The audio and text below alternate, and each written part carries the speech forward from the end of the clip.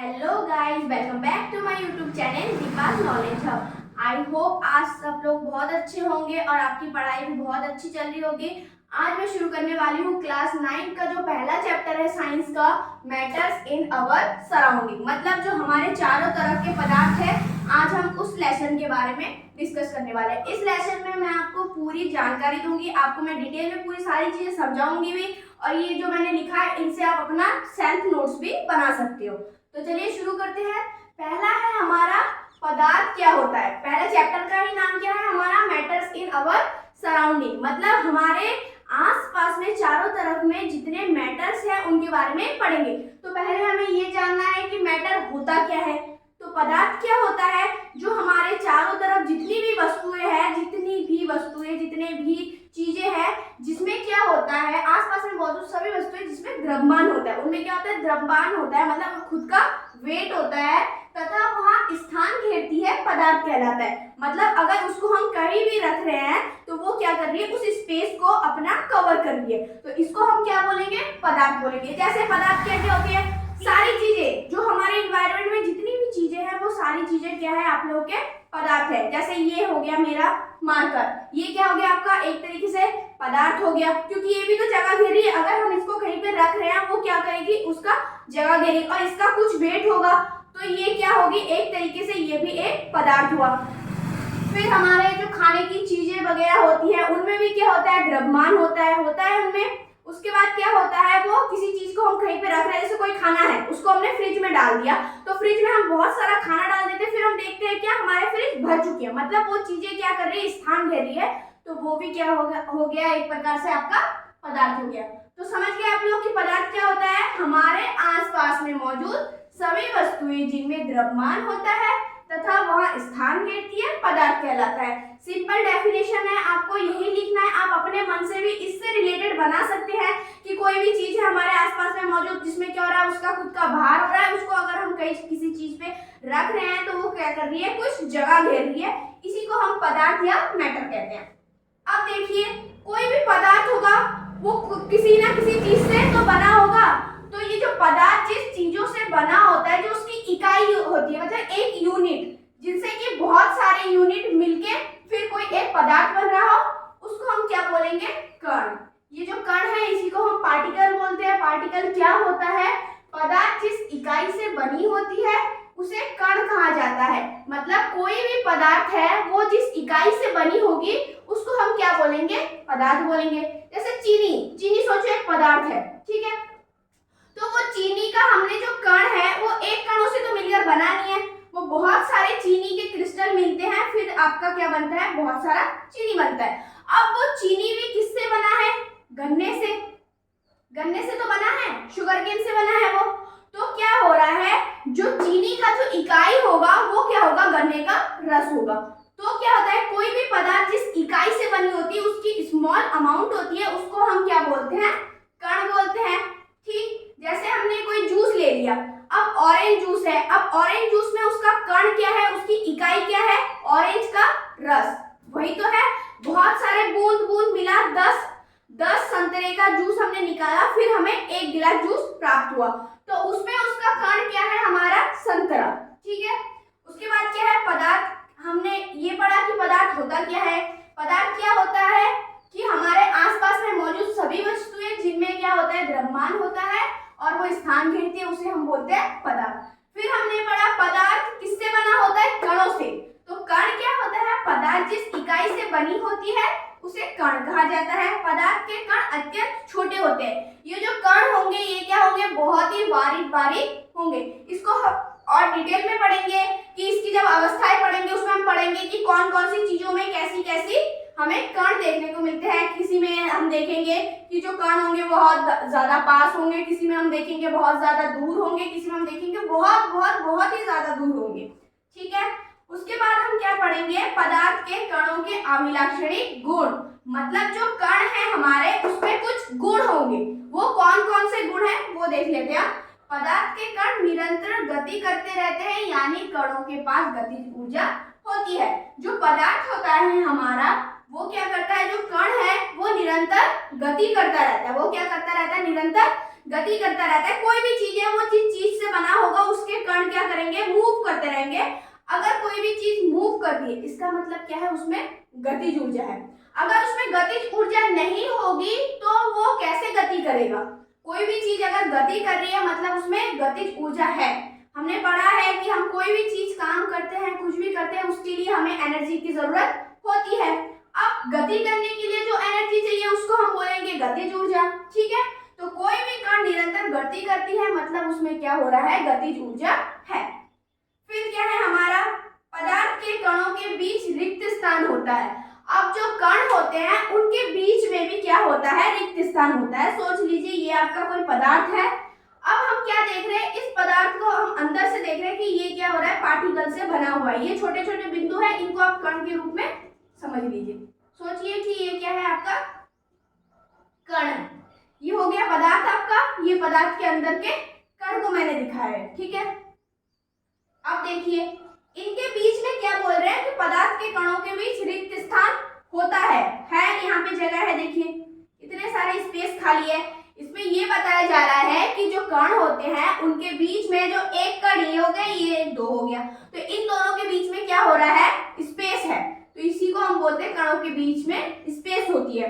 ये हम कैसे पता लगाते हैं? अब सोचिए आपने पानी लिया, पानी एक पदार्थ है, चीनी एक पदार्थ है। जब आपने इन दोनों को घोला पानी में तो कुछ टाइम बाद आपको ना चीनी दिखेगा ना ही पानी। दोनों चीजें को आप अलग अलग डिफाइन कर पाएंगे? नहीं कर पाएंगे। तो इसका मतलब क्या है, जो पानी के अंदर जितना भी स्पेस था, जो रिक्त स्थान था, उस स्पेस में जाके क्या हुआ, चीनी का पार्टिकल बैठ गया, जिसके कारण क्या हुआ, हम दोनों को अलग अलग डिफाइन नहीं कर पाते हैं कि उसके अंदर चीनी कहाँ है और पानी कहाँ है। दोनों क्या होता है, मिक्स हो चुका होता है, एक दूसरे को डिसॉल्व कर लिए होते हैं। तो ये हमने इसका उदाहरण देके हम समझ गए हैं कि इनके बीच में क्या होता है, रिक्त स्थान होता है, ठीक है। पदार्थ के कण एक दूसरे को आकर्षित करते हैं। अब जो पदार्थ होता है, ये जो कण बनाए हमने, ये क्या करते हैं, एक दूसरे को आकर्षित करते हैं, मतलब एक दूसरे को अपने तरफ खींचते हैं। अब अगर एक सोचिए आप, जो नल होता है, टंकी से पानी निकल रही होती है, कभी आप उंगली लगा दीजिए उस पे तो वो रुक जाएगी थोड़े टाइम के लिए, फिर आप उंगली हटा दोगे तो वो क्या होगी, फिर से वही धारा में बहने लगेगी। तो उससे हम क्या सोच रहे हैं कि जो वो हो रहा है इसमें क्या आकर्षण बल हो रहा है, ठीक है। एक दूसरे को खींच रहे हैं, पानी नीचे की तरफ तभी तो आ रहा है। अगर दूसरे को प्रतिकर्षित करते तो एक नीचे की तरफ जाता और एक ऊपर की तरफ जाता। हमने जब रोक लिया तो उसको तो वही रुक जाना चाहिए था फिर, और बहना ही नहीं चाहिए था। तो इससे हमें क्या पता लग रहा है कि इनमें क्या होता है, आकर्षण बल होता है। जो कण होते हैं वो अपने तरफ खींचते हैं, ये अपने तरफ खींचेगा, ये अपने तरफ, तभी क्या हो रहा है, ये नीचे की तरफ आता है। अभी तक हमने पढ़ लिया, हमने अभी तक क्या क्या पढ़ लिया है कि जो हमने पहले पढ़ लिया पदार्थ क्या होता है, उसमें मैंने आपको पूरी डिटेल में बताया। उसके बाद मैंने बताया था आपको कि पदार्थ किन से बना होता है, कणों से मिलकर बना होता है। उसके बाद हमने पढ़ा था कि कणों के कौन कौन से गुण होते हैं। अब देखिए जो कणों के गुण होते हैं उसी से क्या होता है, उसका डिसाइड होता है कि उसका शेप कैसा होगा, वो कौन से अवस्था में होगा। तो जो पदार्थ होता है उसकी जो अवस्थाएं होती है वो मुख्य रूप से कितनी होती है, 3 रूप होते हैं पदार्थ की, मतलब वो किस रूप में है, हमें वो कैसा मिल रहा है। कोई भी चीज जो हमें मिलती है वो 3 रूप में मुख्य रूप से मिलती है। एक क्या हो गया आपका, ठोस सॉलिड, दूसरा हो गया आपका द्रव मतलब लिक्विड, और गैस मतलब गैस, ठीक है। तो अब देखते हैं कि ठोस क्या होता है। हमें ठोस क्या होता है, हमें पता है कि जो कठोर होता है, जिसको हम अगर तोड़े तो वो टूट जाए, उसको हम क्या बोलते हैं, ठोस बोलते हैं। द्रव क्या होता है, जिसमें क्या होता है, बहने का गुण हो, जिसको अगर हम ऊपर से छोड़ दे तो वो क्या होता है, नीचे की तरफ बह के आ जाए, तो उसको हम बोलते हैं द्रव। गैस क्या होता है, जिसमें उड़ने का गुण होता है। गैस को हमने देखा है, जैसे गैस वाला बलून होता है हमारा, वो क्या करता है, ऊपर की तरफ उड़ता है। अगर वही हमने गुब्बारे के अंदर पानी भर दिया तो वो क्या उड़ेगा, नहीं उड़ेगा। तो गैस का गुण ये होता है कि ये क्या होता है, उड़ता है। पानी क्या होता है, ये फ्लो होता है। जैसे हमने झरने से देखा, ये बहता है, झरने में देखा, नदी में देखा, उसमें क्या हो रहा है, पानी है। पानी क्या है, हमारे द्रव का रूप है, द्रव का एक उदाहरण है, जिसमें हम क्या देखते हैं, जो नदी का पानी होता है वो बहता है। वहीं पे अगर हम कोई बॉल रख दे, अगर उसको वो तो लुढ़केगा ना, वो बहेगा थोड़ी। तो इसमें क्या होता है, जो द्रव होते हैं वो क्या करते हैं, उसमें बहने का गुण होता है। और ठोस का हम क्या बोलते हैं, ठोस वे पदार्थ होते हैं जो क्या होता है, बहुत ज्यादा कठोर होते हैं, जिसको अगर हम तोड़े तो वो क्या हो, टूट जाए, चूर चूर हो जाए, उसको हम बोलते हैं ठोस। जैसे हो गया तुम्हारे लोहे की कोई छड़ी हो गई, वो ना बहेगा ना ही वो उड़ेगा, तो वो क्या हो गया आपका ठोस हो गया क्योंकि वो हार्ड है। अब वो हार्ड क्यों होता है, वो बहता क्यों है और वो उड़ता क्यों है, इसके पीछे भी रीजन है। इसका रीजन क्या है, वो है कण। जो हमने इससे पहले पढ़ा था कि कणों में क्या होते हैं, उनके अभिलाक्षणिक गुण होते हैं, तो वही इन्हीं गुणों के कारण वो क्या होते हैं, अपनी अवस्था होती है उनकी, या तो वो ठोस होगा, द्रव होगा या फिर वो गैस होगा। तो देखते हैं हम, पहला क्या है हमारा ठोस, दूसरा है हमारा द्रव, तीसरा है हमारा गैस। अगर आपसे नॉर्मली 1 नंबर के क्वेश्चन में पूछे कि ठोस की पदार्थ की कितनी अवस्थाएं होती है, तो आप सिंपल लिख सकते हो कि पदार्थ की मुख्य रूप से 3 अवस्थाएं होती है, ठोस, द्रव और गैस। उनमें आप एक एक उदाहरण भी दे देंगे तो 1 नंबर के क्वेश्चन के लिए वो सफिशिएंट है।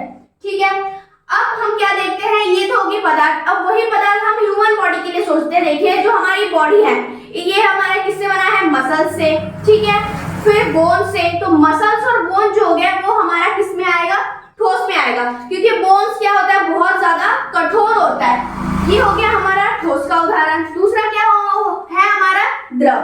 तो द्रव क्या होता है, लिक्विड जो हमारे बॉडी में जितने सारे लिम्फोसाइट हो गए, ब्लड हो गया, प्लाज्मा हो गया, ये सारी चीजें क्या होती है, द्रव का उदाहरण होता है, क्योंकि ये सारी फ्लो करती है। हमारी हड्डी क्या फ्लो करती है, नहीं करती है। फ्लो क्या करता है, जो हमारा ब्लड होता है, लिम्फोसाइट्स वगैरह होती है, प्लाज्मा होते हैं, वो क्या करता है, पूरे बॉडी में हमारे फ्लो करता है, मतलब पूरे बॉडी में बहता है। उसलिए वो जो हमारे ब्लड हो गया वो हमारा किसका उदाहरण हो गया, हमारे ह्यूमन बॉडी में द्रव का उदाहरण हो गया।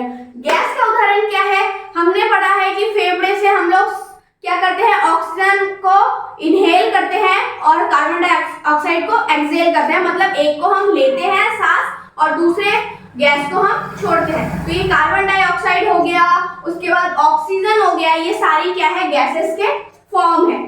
समझ गए। अब हम इनको थोड़ा डिटेल में पढ़ते हैं कि ठोस की क्या क्या प्रॉपर्टीज होती है, इनमें क्या क्या गुण होते हैं, द्रव के क्या क्या गुण होते हैं और हमारे गैस के क्या क्या गुण होते हैं। तो क्या है, पहला है ठोस का निश्चित आकार होता है। अब देखिए कोई भी ठोस होगा उसका क्या होगा, निश्चित आकार होगा। अगर हम उसमें कोई चेंजेस नहीं करते हैं तब तक उसके आकार में कोई चेंजेस नहीं होगा। फिर उसके बाद क्या है, निश्चित आयतन होता है। अगर उसमें 1 किलो अगर किसी चीज का वेट है तो वो 1 केजी ही रहेगा, जब तक हम उसमें कोई भौतिक विधि द्वारा या रासायनिक कोई भी चीज उसमें हेरफेर ना करें। उसके बाद क्या है, कोई बहाव नहीं होता है। जैसे मैंने बताया कि ठोस बहता नहीं है, बहता है नहीं बहता है, मतलब इसका एक गुण क्या हो गया कि ठोस में बहाव नहीं होता है। संपीड़न नगण्य होता है। संपीड़न मतलब क्या होता है, किसी चीज को दबाना, मतलब अगर हम उसमें दबाव डालें तो वो दब जाए।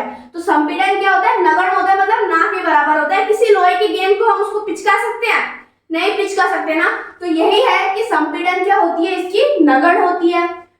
पांचवा है हमारा, कणों के बीच रिक्त स्थान नहीं होता है। सॉरी यहाँ पे मैंने नहीं लिखना भूल गई, रिक्त स्थान नहीं होता है, मतलब क्या होता है, इनके बीच में रिक्त स्थान नहीं होता है। रिक्त स्थान ना होने की वजह से ही क्या होता है, ये हार्ड होता है आपका। इसमें रिक्त स्थान नहीं है इसलिए क्या है, ये हार्ड है। ठीक है, इसके जो पार्टिकल होते हैं ये बहुत ज्यादा पास पास होते हैं।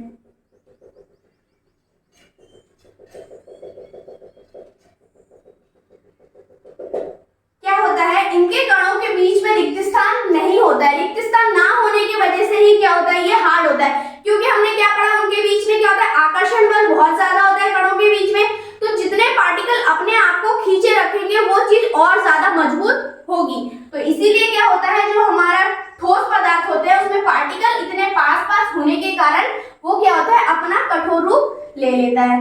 अब देखते हैं द्रव में क्या क्या होता है, अनिश्चित आकार होता है। इसमें क्या होता है, कोई भी निश्चित आकार नहीं होता है। इसको हम जैसे रखेंगे, अगर हम इसमें ग्लास के उसमें रखेंगे तो वो ग्लास का शेप ले लेगा, अगर उसको हम बाल्टी में रखेंगे तो वो बाल्टी का शेप ले लेगा। मतलब क्या होता है, जो लिक्विड होता है उसकी कोई निश्चित आकार नहीं होती है, निश्चित आयतन होता है। मतलब क्या होता है, इसमें निश्चित आयतन होता है। अगर आपने 1 लीटर पानी लिया है, उसको आप बोतल में रखोगे फिर भी वो 1 लीटर रहेगा, बाल्टी में रखोगे फिर भी वो 1 लीटर ही रहेगा। इसके बाद क्या है, बहाव होता है। ये क्या होता है, बहता है। पानी में बहने का गुण होता है, जो हमारे बॉडी में जो ब्लड है उसमें भी बहने का गुण है। मतलब जितने भी लिक्विड होंगे उसको हम बहा सकते हैं। अगर हमने उसको फर्श में ऐसे फैला दिया तो वो फैलेगा। देखिएगा, कम संपीड़ित होते हैं। मतलब क्या होता है, ये संपीड़ित तो होते हैं, मतलब ये पिचकते तो है लेकिन कम पिचकते हैं। रिक्त स्थान होता है, इनमें क्या होता है, रिक्त स्थान होता है, इसलिए ही ये क्या करते हैं, फ्लो करते हैं। क्या करते हैं, ये फ्लो करते हैं। ये कण हो गया, इनके बीच में क्या होता है, स्पेस होता है, लेकिन क्या होता है, कम होता है, तो इसी वजह से क्या होता है, ये फ्लो करता है। तीसरा हो गया हमारा गैस अनिश्चित आकार। इसमें क्या होता है, इसकी निश्चित आकार नहीं होती है। हमने देखा गैस हमारे वातावरण में भी है, नाइट्रोजन, ऑक्सीजन वगैरह, ये सारी क्या होती है, फैली रहती है, उड़ती रहती है। तो इसमें क्या होता है, इनका कोई निश्चित आकार नहीं होता है। जब तक हम इसको कोई प्रेशर वगैरह देके बंद ना करें तब तक ये क्या होता है, इसकी कोई निश्चित आकार नहीं होती है। निश्चित आयतन, इसका कोई निश्चित आयतन नहीं होता, ये क्या होता है, उड़ता रहता है, तो ये कभी ज्यादा कभी कम, कभी ज्यादा कभी कम होता रहता है। फिर क्या होता है, बहाव होता है। बहाव मतलब क्या है, एक तरीके से वही उड़ना ही हुआ, फैल रहा है, वो भी फैल ही रहा है, बस ये क्या हो रहा है, ऊपर की तरफ फैल रहा है, चारों तरफ फैल रहा है। अत्यधिक संपीड़ित होते हैं, मतलब क्या होते हैं, ये बहुत ज्यादा संपीड़ित होते हैं। आपने मेले वेले में देखा होगा, बच्चों का जो मिकी माउस होता है, उसमें क्या होता है, हवा भरी होती है, गैस ही तो भरा होता है, उसमें बच्चे, कितने सारे बच्चे कूदते हैं, एक साथ 20-20, 30-30 बच्चे कूदते हैं और वो फटता नहीं है। मतलब क्या है, उसमें संपीड़ित का गुण है, वो क्या हो रहा है, नीचे जा रहा है फिर ऊपर जा रहा है, बाउंस हो रहा है, दब रहा है, वो हो रहा है, तो मतलब क्या हो रहा है, इसमें संपीड़ित का गुण होता है। फिर पांचवा है हमारा रिक्त स्थान बहुत अधिक होता है। इसमें क्या होता है, रिक्त स्थान बहुत ज्यादा अधिक होता है। अब देखिए, ये है आपका गैस का पार्टिकल, इसमें क्या हो रहा है, ये उड़ रहा है। क्यों उड़ रहा है, क्योंकि जो इनके रिक्त स्थान है वो बहुत ज्यादा कम है। ये यहाँ से अपने तरफ खींच तो रहा है, अगर कोई, मैं यहाँ हूँ, आप वहां हो, अगर आप मुझे दूर से 1 किलोमीटर दूर से खींचोगे तो कैसे खींचोगे, मेरे पास, आप मेरे को अपने पास खींच पाओगे, नहीं खींच पाएंगे। वैसे पार्टिकल में क्या होता है, ये दूर दूर होते हैं, तो इसके वजह से क्या होता है, इनके बीच में जो आकर्षण बल होता है, अट्रैक्शन होता है, वो बहुत कम हो जाता है, जिस वजह से ये दूर दूर फैले हुए रहते हैं। ठोस द्रव में क्या होता है, इसमें पास पास होते हैं लेकिन थोड़े थोड़े दूर होते हैं, जिस वजह से इसमें थोड़ा आकर्षण बल कम होता है। और ठोस में क्या हो गया, सबसे ज्यादा पास पास होने के कारण इसमें आकर्षण बल सबसे ज्यादा होती है, इसी के कारण सारे कण क्या होते हैं, आपस में मिले हुए होते हैं, जिससे कि इसका आकार क्या बनता है, ठोस बनता है। ये मैंने आपको बता दिया, पदार्थ की अवस्था क्या क्या होती है, क्या क्या गुण होते हैं, किसको हम ठोस बोलते हैं, किसको हम द्रव बोलते हैं, किसको हम गैस बोलते हैं। और हमने पढ़ लिया, क्या क्या पढ़ लिया आज हमने, द्रव क्या होता है, द्रव किन कणों से बना होता है, और कणों के गुण, और द्रव और पदार्थ की अवस्था है। आई होप आज का वीडियो आप लोगों को समझ में आया होगा। अगर समझ में आया तो लाइक कमेंट शेयर कर देना, और मैं इसका नेक्स्ट पार्ट दूसरे वीडियो में बनाऊंगी, क्योंकि इससे बहुत ज्यादा वीडियो लेंथी हो जाएगी, आप लोग भी बोर हो जाओगे। Okay, thank you.